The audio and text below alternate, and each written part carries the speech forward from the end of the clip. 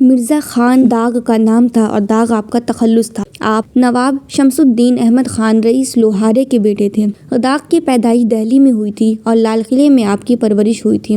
داغ ذوق کے شاگرد تھے۔ 1857 کے بعد رامپور چلے گئے اور 1888 میں حیدرآباد پہنچے۔ میر محبوب علی خان آصف جاہ اور ان کے شاگرد ہوئے۔ انہوں نے اپنے استاد داغ دہلوی کو ناظم یار جنگ، دبیر الدولہ، فصیح الملک کا خطاب کیا اور گراں قدر وظیفہ مقرر کیا۔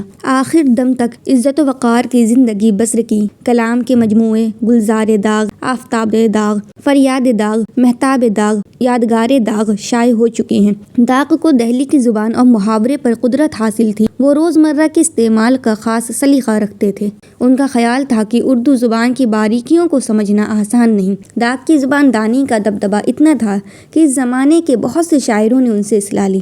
علامہ اقبال نے بھی اپنی ابتدائی کلام داغ کو دکھایا، یعنی داغ اقبال کے شاعر تھے اور داغ اس بات کے اوپر فخر بھی کرتے تھے۔ خاطر سے یا لحاظ سے میں مان تو گیا، جھوٹی قسم سے آپ کا ایمان تو گیا، ڈرتا ہوں دیکھ کر دل بے آرزو کو میں، سنسان گھر یہ کیوں نہ ہو مہمان تو گیا، دیکھا ہے بت کدے میں جو اے شیخ کچھ نہ پوچھ، ایمان کی تو یہ ہے کہ ایمان تو گیا، افشائے راز عشق میں گو ذلتیں ہوئیں، لیکن اسے جتا تو دیا جان تو گیا، گو نہ میں بر سے خوش نہ ہوا پر ہزار شکر، مجھ کو میرے نام سے پہچان تو گیا، ہوش و حواس و تاب و تواں داغ جا چکے، اب ہم بھی جانے والے ہیں سامان تو گیا۔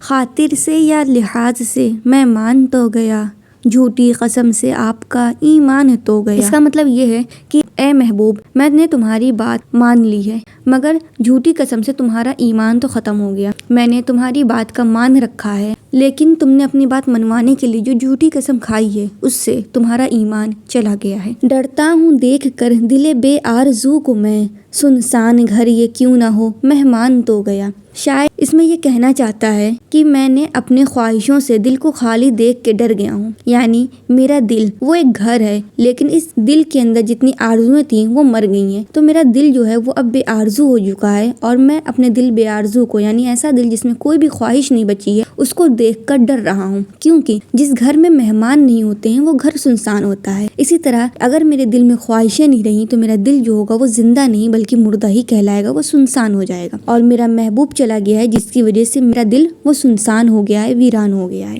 دیکھا ہے بت کدے میں جو اے شیخ کچھ نہ پوچھ، ایمان کی تو یہ ہے ایمان تو گیا۔ اس شعر میں شاعر یہ کہنا چاہتا ہے دل چونکہ اللہ تبارک و تعالیٰ کا گھر ہے، لہٰذا اس میں کسی اور کی کوئی جگہ نہیں ہوتی ہے، لیکن میں نے اپنے محبوب کو اپنے دل میں جگہ دی، میں اس کو پوجنے لگا، اس کی پرستش کرنے لگا، تو جب میں اس کی پرستش کرنے لگا تو میرا ایمان مجھ سے چھن گیا ہے، کہ میں نے اپنے دل میں اللہ کو چھوڑ کر کسی اور کو جگہ دی ہے، اور دل صرف اور صرف اللہ تبارک و تعالیٰ کا ہے۔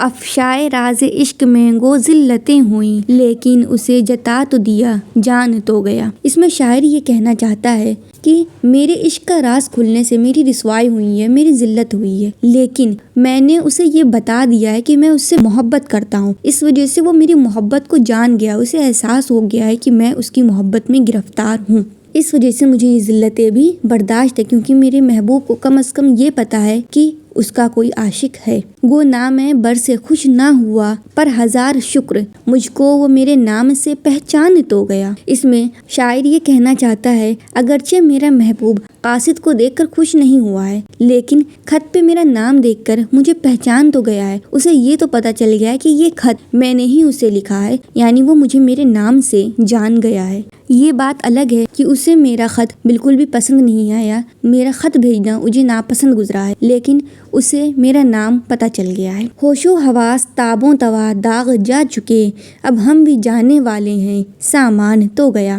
اب یہاں پہ داغ خود کو کہہ رہا ہے کہ اے داغ، میرے ہوش و حواس اور جسمانی طاقتیں سب کی سب ختم ہو چکی ہیں، یعنی میرے جسم میں جتنی بھی طاقتیں تھیں وہ سب جا چکی ہیں، اب ہم بھی جائیں گے۔ جوانی میں انسان کے پاس بہت ساری طاقتیں ہوتی ہیں، اس میں جسمانی طاقتیں ہوتی ہیں، لیکن اب وہ دھیرے دھیرے ختم ہو چکی ہیں۔ میری جتنی بھی طاقتیں تھیں اس کو سامان سے شاعر نے تعبیر کیا ہے کہ میری ساری طاقتیں اب ختم ہو چکی ہیں اور اب میرے جانے کا وقت قریب آ گیا ہے۔